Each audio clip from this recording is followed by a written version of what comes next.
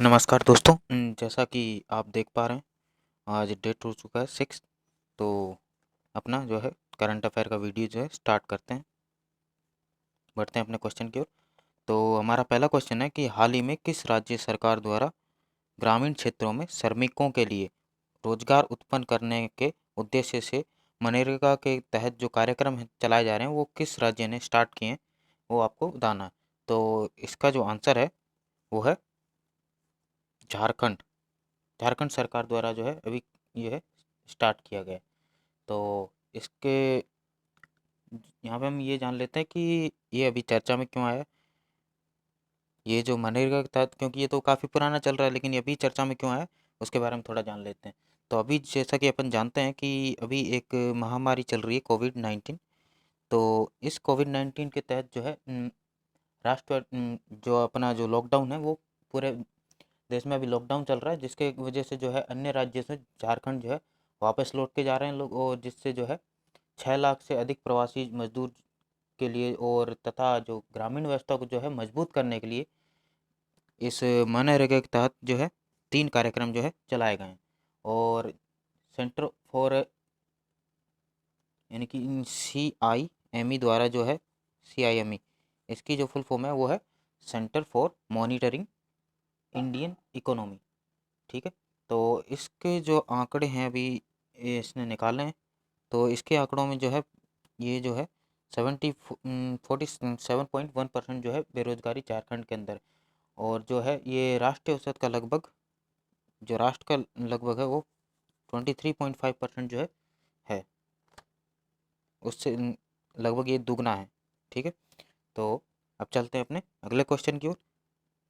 हमारा next question है, मनरेगा के तहत जो है श्रम गहन जो कार्यक्रम है, जो अभी मैंने जैसे कि आपसे पहले क्वेश्चन में बात की कि झारखंड सरकार द्वारा जो है मनरेगा के तहत कार्यक्रम चलाए जा रहे हैं। तो यहाँ पे है ये आपने को जो है उसी 3 जो कार्यक्रम हैं इनमें से कौन सा है कौन सा नहीं है उसके बारे में इस क्वेश्चन में अपने को बताना है। तो यहाँ पे आप 3 ऑप्शन देख पा रहे हैं। तो इसका जो आंसर है वो उपरोक्त सभी, ये तीनों योजनाएं जो है मनरेगा के तहत जो कार्यक्रम चलाए जा रहे हैं, इन कार्यक्रम मनरेगा के तहत कार्यक्रम हो रहे हैं। ठीक है। तो इससे पहले कि हम आगे बढ़े, तो यहाँ पे जो आप तीनों योजनाएं देख रहे हैं ये तीनों, इनके बारे में अपन कुछ जानकारी ले लेते हैं।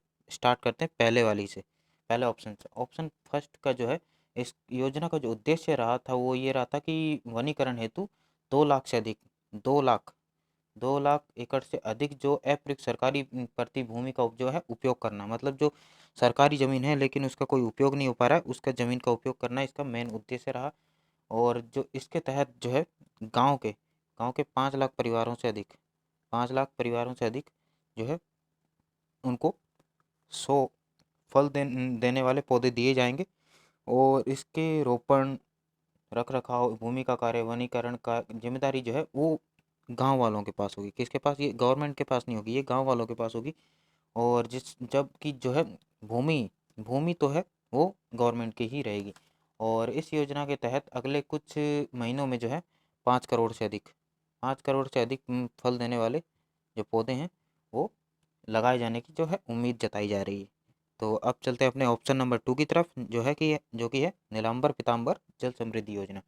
तो जैसा कि इससे नाम से ही पता चल रहा है कि जल समृद्धि योजना, तो इसके अंतर्गत जो है इस योजना का जो उद्देश्य रहा था वो जल संरक्षण रहा। जल संरक्षण और जल पुनर्भरण पुनर्भरण, वर्षा के जल का भंडारण, इस जिसको बाद में जो है कृषि भूमि के लिए जो है उपयोग में लिया जा सकेगा। और राज्य सरकार ने कहा है कि इसके माध्यम से लगभग 5 लाख एकड़ की जो खेती की जो सिंचाई है वो की जा सकेगी। तो अब अपने ऑप्शन नंबर 3 की तरफ चलते हैं, जो कि है वीर शहीद पीतो हो विकास योजना। तो इस योजना के तहत जो है खेलों को बढ़ावा देने हेतु जो है ग्रामीण ग्रामीण क्षेत्रों में जो संपत्ति निर्माण के जो है वो खेलों के साथ जोड़ा जा रहा है। मतलब इसमें कुल मिला के बात इतनी है कि ये खेलों को बढ़ावा देने के लिए जो है काम किया जा रहा है इस योजना के तहत। और इस योजना के तहत जो झारखंड में जो है 4300 पंचायतें 4,300 पंचायतें में लगभग जो है 5,000 खेल के मैदान, 5,000 खेल के मैदान जो है स्थापित किए जाने की ये योजना है। तो अब चलते हैं अपने अगले प्रश्न की ओर। अगला प्रश्न हमारा कि हाल ही में किस defence institute of advance technology ने जो है कोविड-19 वायरस को विघटित करने के लिए माइक्रोवेव स्टेरलाइजर जो है विकसित किया है। तो इसका जो आंसर है वो है पुणे। ठीक है, तो यहाँ पे जो है एक वर्ड आप देख पा रहे हैं, माइक्रोवेव स्टेरलाइजर विकसित किया। तो इसके बारे में हम थोड़ी सी जान लेते हैं और ये भी जान लेते हैं कि ये क्या टेक्नोलॉजी है, क्या ये काम करती है, इसके बारे में थोड़ी सी जानकारी अपन ले लेते हैं।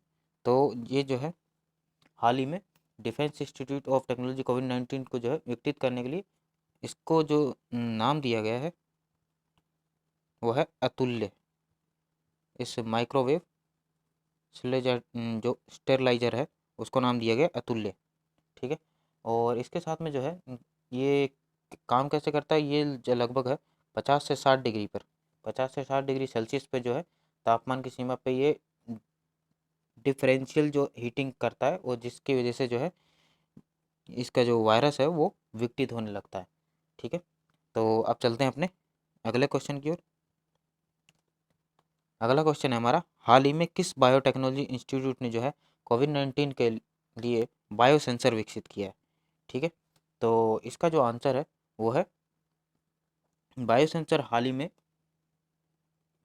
यहाँ पे एक आप शब्द देख पा रहे हैं बायो सेंसर, यहाँ पे इसके बारे में भी हम थोड़ी सी जानकारी ले लेते हैं कि ये क्या है क्या नहीं है, इसके बारे में मैं आपको बता देता हूँ। तो ये उपकरण जो है ये लार के नमूने को टेस्ट करता है पहली बात। ठीक है, लार के नमूने के लिए, और ये कितने नमूने से टेस्ट कर सकता है, 20 micro millimetre, micro litre sorry, 20 micro litre, 20 micro litre, जो इसका उपयोग करके जो है 10 से 30 सेकंड बहुत स्पीड से जो है ये परिणाम देता है, अपने 10 से 30 सेकंड के भीतर जो है परिणाम दे देता है। अब जरा इसकी कार्यप्रणाली समझ लेते हैं कि ये बायो सेंसर जो है किस तरह काम कर रहा होगा। तो इस उपकरण में जो है एक कार्बन इलेक्ट्रोड, एक कार्बन का इलेक्ट्रोड होगा। ठीक है, और दूसरा जो है एक कोरोना वायरस एंटीबॉडी होगी, कोरोना वायरस एंटीबॉडी, दो चीज़ें इसमें होगी, एक तो होगा कार्बन इलेक्ट्रोड और दूसरा जो होगा corona virus antibody.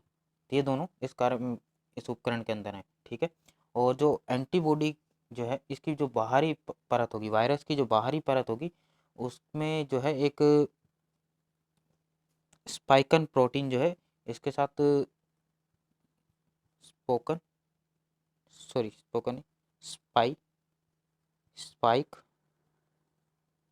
Spike protein, तो ये जो होता है इसके साथ ये एक बॉन्ड बना लेता है, और बॉन्ड बनाने की वजह से जो है इससे संक्रमित जो संक्रमण का है जो पता लगाया जा सकता है। अब चल इसका आंसर जो है वो है हैदराबाद, हैदराबाद ने इसको विकसित किया है। ठीक है, अब चलते हैं अपने अगले क्वेश्चन की ओर। तो हमारा अगला क्वेश्चन है, कोरोना कोरोना किलर 100 किसने बनाया है। तो यहाँ पे आप एक पहले शब्द देख पा रहे हैं, कोरोना किलर 100। तो ये कोरोना किलर 100 क्या है। ठीक है, तो इसके बारे में हम यहाँ पे चर्चा करेंगे कि ये क्या है और इसको क्या बनाने क्या फ़ायदे रहे। ठीक है, तो पहले मैं इसका आंसर बता देता हूँ। आंसर जो है इसका वो है गरुड़ एरोस्पेस ने इसको बनाया है। क्या ये कोरोना किलर 100, ये एक ड्रोन है। ठीक है, ये एक ड्रोन है। तो अब ये देख लेते हैं कि क्या ये क्या कर सकता है। तो ये एक ड्रोन है और जो है 450 फीट की जो है 450 फीट ऊंचाई तक जो है कीटाणुनाशक जो है स्प्रे कर सकता है। और ये ड्रोन जो है वो ऊंचाई तक पहुंच सकते हैं, लेकिन जो अपन पारंपरिक जो अपन छिड़काव के जो रास्ते अपनाते थे उसमें ऐसा हो पाना संभव नहीं है, उसके लिए तो हमें खुद ही ऊंचाई पर जाना पड़ेगा। तो ये एक अच्छा बेनिफिट है इसका। तो इस ड्रोन को जो है ऑलरेडी चंडीगढ़, कहाँ पे, एक चंडीगढ़, चंडीगढ़ और दूसरा जो है वाराणसी, चंडीगढ़ और वाराणसी में जो है ऑलरेडी इसको जो है उपयोग में लाया जा रहा है। और ये जो है 12 घंटे तक जो है सेवाएं प्रदान कर सकते हैं। एक ड्रोन जो है 12 घंटे तक कंटिन्यू जो है अपनी सेवा दे सकता है। ठीक है, तो अब चलते हैं अपने अगले क्वेश्चन की ओर। हमारा अगला क्वेश्चन है, निजता का अधिकार किस अनुच्छेद से संबंधित है? निजता का अधिकार किस अनुच्छेद से संबंधित है? तो इसका जो आंसर है अनुच्छेद 21। ठीक है, ये इसका आंसर है। तो यहाँ पे क्वेश्चन ये उठता है कि ये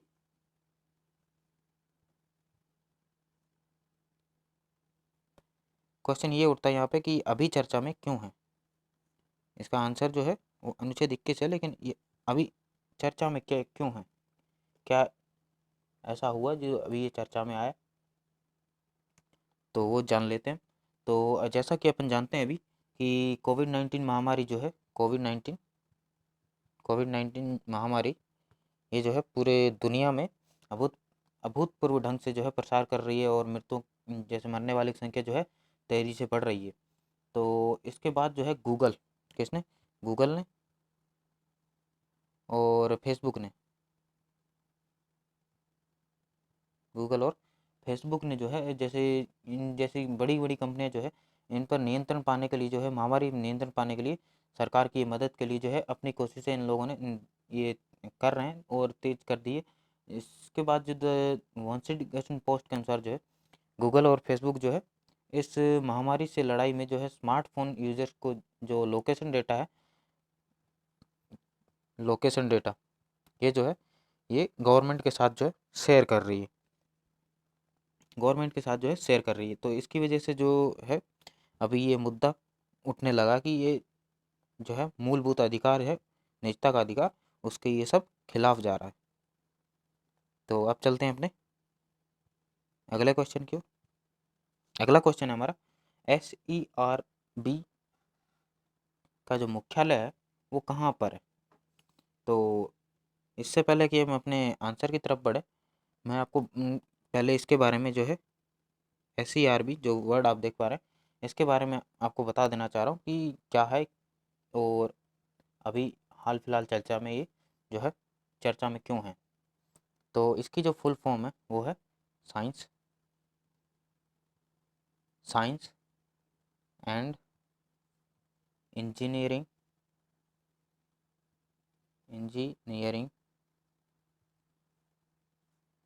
science and engineering research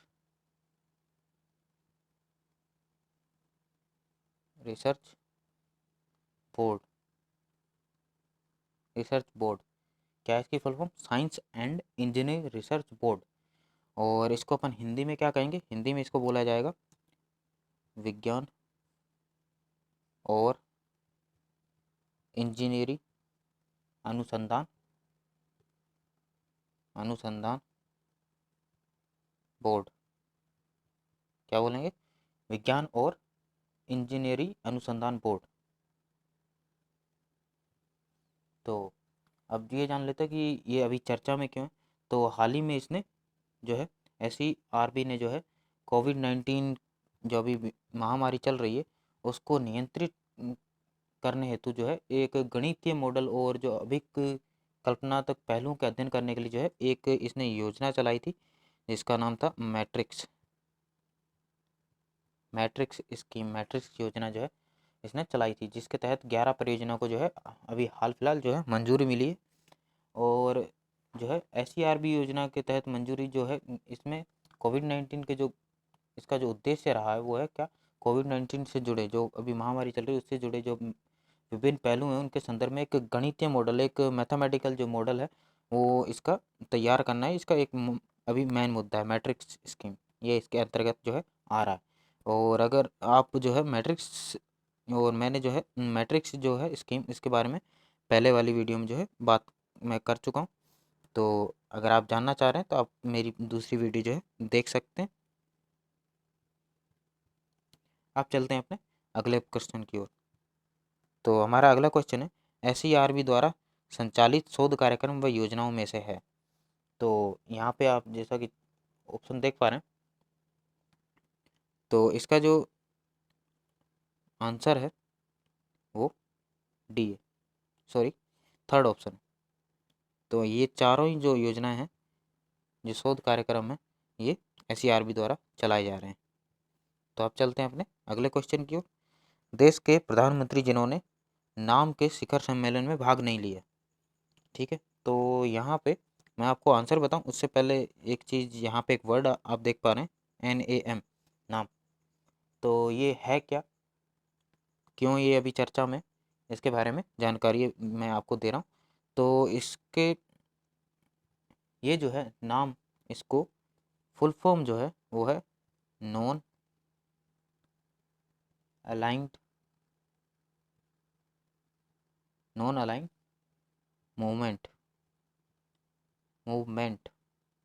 non aligned movement, ये जो है इसका फुल फॉर्म है। और हिंदी में इसको जो क्या कहेंगे, वो हिंदी में इसको अपन कहेंगे गुटनिरपेक्ष आंदोलन, गुटनिरपेक्ष आंदोलन, ठीक है। तो ये तो हो गया इसके नाम की बात कि इसका क्या नाम है, फुल फॉर्म क्या है। अब हम बात करते हैं कि अभी चर्चा में क्यों है। तो अभी जो है एक महामारी चल रही है, जैसा कि आप जानते हैं, कोविड-19। तो कोविड-19 की जो महामारी है, इसके प्रबंधन के सहयोग की दिशा में जो है इस समूह द्वारा, यानी कि नाम द्वारा जो है एक शिखर सम्मेलन हुआ था। कौन, ठीक है, शिखर सम्मेलन जो है अभी हुआ था। तो इसका आयोजन अभी किया गया था, जिसकी वजह से ये चर्चा में। तो इसके बारे में जो है एक चीज़ और जान लेते हैं कि ये जो आभासी सम्मेलन है, इसकी जो अभी मेज़बानी की थी वो किसने की थी, वो मेज़बानी जो है अज़रबैजान ने की थी। अज़रबैजान, इनके द्वारा जो है अभी जो एक सम्मेलन हुआ, शिखर सम्मेलन, उसकी मेज़बानी इन्होंने की, अज़रबैजान, इनके द्वारा जो है मेज़बानी की गई। और इस सम्मेलन में जो है 30 से अधिक जो राष्ट्र के जो राष्ट्र अध्यक्ष हैं, और इसके प्लस में जो है अन्य नेता जो है वो इस शिखर सम्मेलन में सम्मिलित हुए। तो भारत के प्रधानमंत्री, जैसा कि आप जानते हैं, अभी नरेंद्र मोदी हैं। तो इन्होंने जब 2014 में सत्ता संभालने के बाद जो है पहली बार गुटनिरपेक्ष सम्मेलन को जो है संबोधित किया था।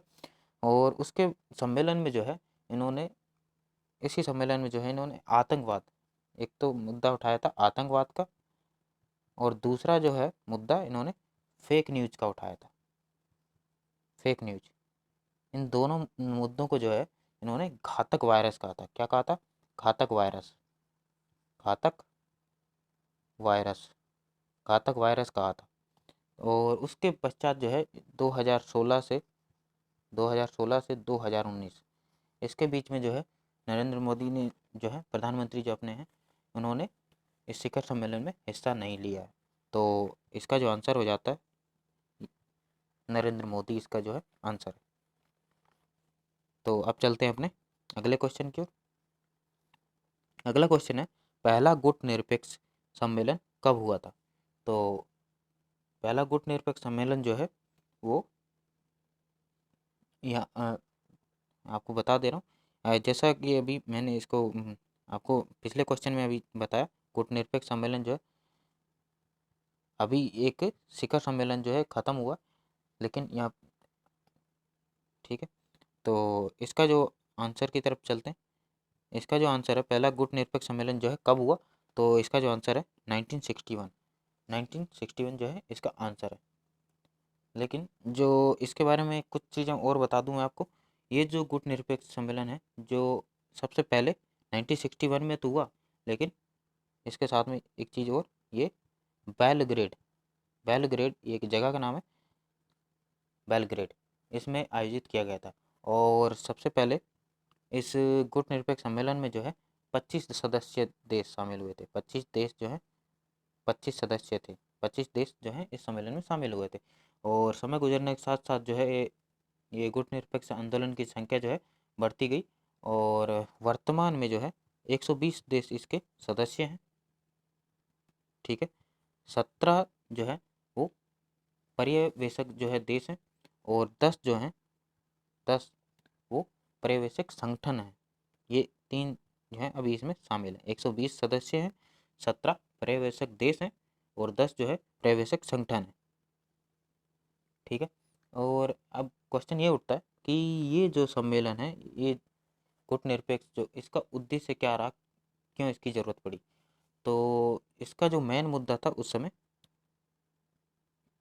इसका मेन मुद्दा वो ये था कि ये 5 देशों में जो है संस्थापक जो देश माने जाते हैं इसके, उन देशों के बीच में जो है सहयोग सहयोग स्थापित करना, सहयोग स्थापित करना, सहयोग स्थापित करना। और ये मेन उद्देश्यों में से एक रहा। और जो है शीत युद्ध के प्रसार और इसके बढ़ते दायरे को जो है, बढ़ते दायरे से खुद को जो है अलग रखना। उस समय जो है शीत युद्ध चल रहा था, शीत युद्ध, उसके दायरे से जो है खुद को बाहर रखना। ये इसके कुछ मेन उद्देश्यों में से एक दो जो है मैंने आपको बताया है। ठीक है। तो अब चलते हैं अपने अगले क्वेश्चन की ओर। अगला क्वेश्चन है आईडीएसपी का प्रारंभ कब हुआ। तो यहाँ पे एक वर्ड आप देख पा रहे हैं, आईडीएसपी। तो मैं इससे पहले कि आंसर बताऊं आपको, तो यहाँ पे मैं बात कर लेता हूँ आईडीएसपी क्या है। तो आईडीएसपी जो है, इसकी जो फुल फॉर्म है वो है integrated integrated disease integrated disease surveillance surveillance programme.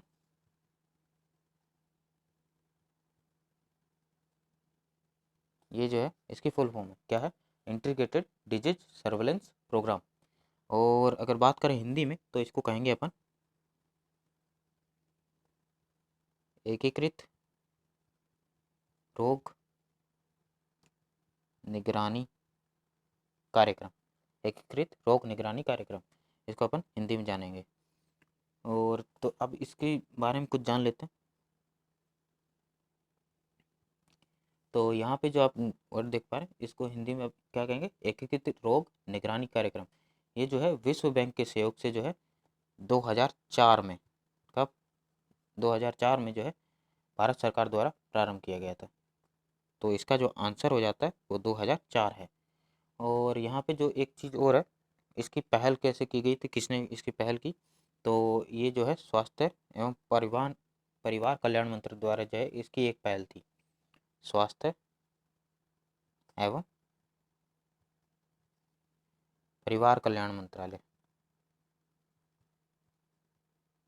परिवार कल्याण मंत्रालय, परिवार कल्याण मंत्रालय। ठीक है। तो यहाँ पे जो आप अब जो है इसका जो आंसर मैं बता चुका हूँ वो 2004 है। तो अब चलते हैं अपने अगले क्वेश्चन की ओर। अगला क्वेश्चन है अपना, राज्य जिसमें शराब निषेध है, निषेध मतलब बिल्कुल बंद है, प्रोहिबिटेड, वहाँ पे शराब जो है निषेध है। तो इसका जो आंसर है वो है गुजरात, गुजरात इसका आंसर है। तो इससे पहले कि हम आगे बढ़ें, मैं आपको बता दूं कि ये निषेध जो है वो अभी से तो नहीं है। तो अभी ये चर्चा में क्यों है, जैसा कि अपन जानते हैं कि अभी जो है शराब की दुकानें जो है, अभी कोविड-19 जो महामारी चल रही है इसके दौरान जो है उनको जो है दुकानें खोलने की परमिशन मिल चुकी है। तो पहली बात मैं आपको ये बता दूं कि ये सर न सिर्फ गुजरात, इसके अलावा बिहार में जो है ये बंद है। ठीक है।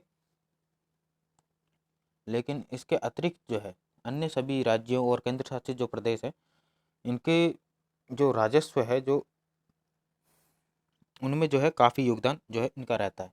किसका, शराब का, शराब के जो प्रोडक्शन चल रहे हैं, जो इनका बहुत बड़ा योगदान रहता है। तो हाल ही में जो है दिल्ली सरकार ने शराब की बिक्री पर जो है 70% विशेष कोरोना शुल्क, कौन सा, विशेष कोरोना शुल्क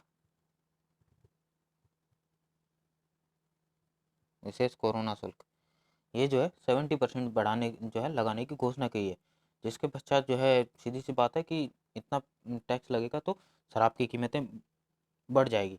तो लेकिन जो अभी बात करें लॉकडाउन की, तो अभी एक संपूर्ण जो है राष्ट्रव्यापी लॉकडाउन चल रहा है और इसका जो तीसरा चरण चल रहा है, लेकिन इसमें जो कुछ ढील दी गई है, जिसकी वजह से आप अभी न्यूज़ में आप देख पा रहे होंगे कि शराब की दुकानों के बाहर जो है एक लंबी लंबी कतारें जो है लगती जा रही है, और बीच में जो है सोशल डिस्टेंसिंग का जो है कोई ख्याल नहीं रखा जा रहा है। वो बिल्कुल जो है पूर्णतः जो है विफल हो चुका है ऑलमोस्ट।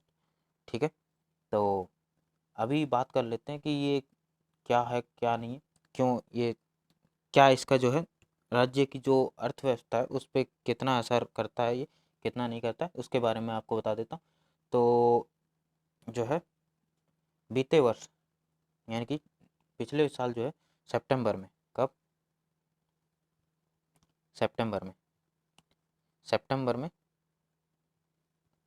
एक रिपोर्ट जारी की गई थी आरबीआई द्वारा। ठीक है, तो उस रिपोर्ट में क्या लिखा गया था वो मैं आपको बता दूं। उस रिपोर्ट में जो है जो अधिकांश उसमें लिखा गया था कि अधिकांश राज्यों का जो कुल राजस्व है, जो कुल राजस्व का तर्क लगभग 10 से 15% जो हिस्सा है वो शराब के जो है शराब पर लगने वाला जो है राज्य उत्पाद जो शुल्क है, जो टैक्स है वहाँ का, वो जो है उससे आता है। जितना उनका टोटल राजस्व है उस 10 से 15%, टोटल का 10 से 15% जो है वहीं से आ रहा है। ठीक है, तो यही कारण है जो अपन अपन देख सकते हैं कि जो शराब को जो है वस्तु एवं सेवा कर, वस्तु एवं सेवा कर, जिसको अपन क्या नाम ले रहा हूँ, वस्तु एवं सेवा कर, जिसको अपन जीएसटी के नाम से जानते हैं। ठीक है, तो इस जीएसटी के जो है दायरे से बाहर रखा गया, राज्यों ने सदैव जो है शराब को इससे बाहर रखा है। तो अब बात करूं जो शराब से जो है राज्य सरकारों की कमाई की बात करूं, तो जो वर्ष 2018-19 की बात करूं, तो एक रिपोर्ट जारी की थी आरबीआई ने। ये आरबीआई यहाँ पे रिजर्व बैंक ऑफ इंडिया है, रिजर्व बैंक ऑफ इंडिया। ठीक है, इसने एक रिपोर्ट जारी की थी 2018-19 में, बात कर रहा हूँ मैं पहले 2018-19। तो इसमें जो है शराब का जो उत्पाद है शुल्क से जो है प्रति माह तक, यानी कि एक महीने में जो है 12,500 करोड़, 500 करोड़, इतनी जो है ये इतने रुपए जो है एकत्रित किए गए। और मैं अगर बात करूं 2019-20 की, तो एक माह में एक माह में 15,000 करोड़, इतनी जो है रुपए एकत्रित किए गए, यानी कि इकट्ठे किए गए सिर्फ शराब उत्पाद से संबंधित जो चीज़ों से। तो जो अभी वर्तमान जो चल रहा है उसमें अंदाज़ा लगाया था आरबीआई ने कि मतलब एक अनुमान लगाया था कि हाँ भाई इस साल डेफिनेटली जो है 15,000 करोड़ से भी ऊपर ये जाने वाला है। जैसा कि मैंने आपको दोनों जो अभी डेटा बताया 2018-19 का, उसमें 12,500 करोड़ था, जो 19-20 का डेटा बताया उसमें 15,000 करोड़ था। तो ये उम्मीद लगाई कि हाँ भाई हो सकता है कि ये डेफिनेटली जो है इस सत्र में जो है 15,000 करोड़ से जो है ऊपर पार चला जाएगा। और ये जो अनुमान है ये कोविड-19 जो बीमारी आई थी उससे पहले का पूर्वानुमान है। ठीक है, तो अब चलते हैं अपने अगले क्वेश्चन की ओर। अगला क्वेश्चन है डीआरडीओ का स्थापना वर्ष है। दोस्तों ये जो आप देख पा रहे हैं डीआरडीओ, इसकी जो फुल फॉर्म है वो मैं आपको बता दूं। इसकी जो फुल फॉर्म है वो इसको बोलते हैं defence research defence research and development development development organisation organisation. ठीक है, तो इसका क्या नाम है, defence research and development organisation. ठीक है, हिंदी अगर बात करें तो हिंदी में इसको बोलेंगे रक्षा अनुसंधान एवं विकास संगठन। विकास संगठन क्या बोलेंगे हिंदी में? रक्षा अनुसंधान एवं विकास संगठन। ये अपन इसको हिंदी में जानेंगे। ठीक है, तो अभी जो है, अभी एक चीज़ और बता दूं कि अभी चर्चा में क्यों है। तो अभी डीआरडीओ ने जो है अधिक संक्रमण, जो बीमारी जो अभी कोविड-19 जो फैला हुआ उसमें जो बात करें, जो यहाँ पर अधिक संक्रमण है उसमें जो है बहुत तेज़ी से, और जो रसायन मुक्त कीटो शोधन है उसके जो लिए जो है इसने अभी एक अल्ट्रा वायलेट डेफिशिएंसन टावर जो है एक विकसित किया। अल्ट्रा वायलेट डेफिशिएंसन टावर क्या विकसित किया?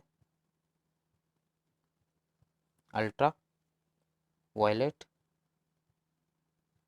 अल्ट्रा वायलेट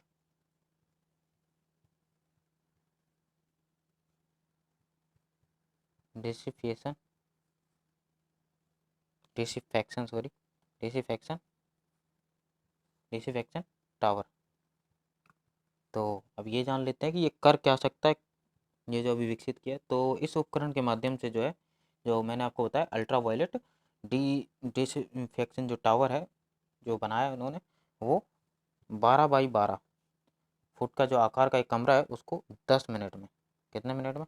12 बाई 12 के जो कमरा है उसको 10 मिनट में, और जो 400 वर्ग फुट फिट का जो है 400 वर्ग फुट का जो कमरा है उसको 30 मिनट में जो है कीटाणु मुक्त किया जा सकता है, इस जो अभी इसने बनाया अल्ट्रावायलेट जो टावर बनाया उसके माध्यम से।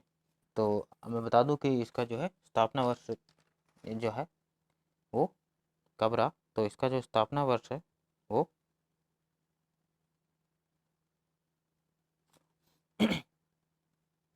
इसका स्थापना वर्ष 1958 का था।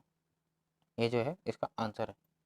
तो अब चलते हैं अपने अगले क्वेश्चन की ओर।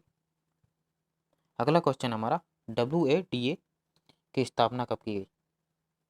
WADA, तो यहाँ पे मैं आपको पहले इसका फुल फॉर्म बता देता हूँ कि WADA क्या है। तो बात कर लेते हैं WADA की। तो यहाँ पे जो है WADA इसकी फुल फॉर्म है वर्ल्ड एंटी डोपिंग एजेंसी। क्या नाम है इसका? World anti doping agency. Hindi में इसको किस नाम से जानेंगे? विश्व डोपिंग रोधी एजेंसी। ठीक है, किस नाम से? विश्व डोपिंग रोधी एजेंसी। तो अभी ये जान लेते हैं कि ये अभी चर्चा में, हाल फिलहाल चर्चा में क्यों है, वो मैं आपको बता दूं। तो हाल फिलहाल चर्चा में अभी इसलिए है कि जो एक डिस्क डिस्कस जो थ्रोवर थी, ठीक है, उस एथलीट का नाम जो है संदीप कुमारी। ये जो है एथलीट है किसकी? डिस्कस थ्रोवर की। ठीक है, तो अभी जो है विश्व डोपिंग रोधी एजेंसी जो WADA जो इसने एथलीट इंटीग्रिटी यूनिटी ने जो है डोपिंग परीक्षण में विफल होने पर 4 वर्ष का जो है प्रतिबंध लगा दिया इस पे। किस पे? जो एथलीट है संदीप कुमारी, उस पर 4 वर्ष का जो है प्रतिबंध लगा दिया।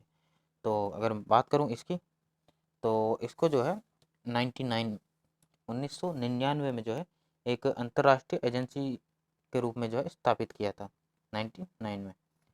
और अगर बात इसके साथ में अगर इसको देखा जाए कि इसको मतलब पैसा कहाँ से मिलता है ये सब चलाने का, तो ये जो है पैसा विश्व की सरकारों द्वारा समान रूप से वित्त पोषित है। मतलब कोई एक खास सरकार जो है या किसी खास देश की जो गवर्नमेंट इसको रन नहीं कर रही है, इसको जो है हर कंट्री से पैसा जो है मिलता है समान रूप से।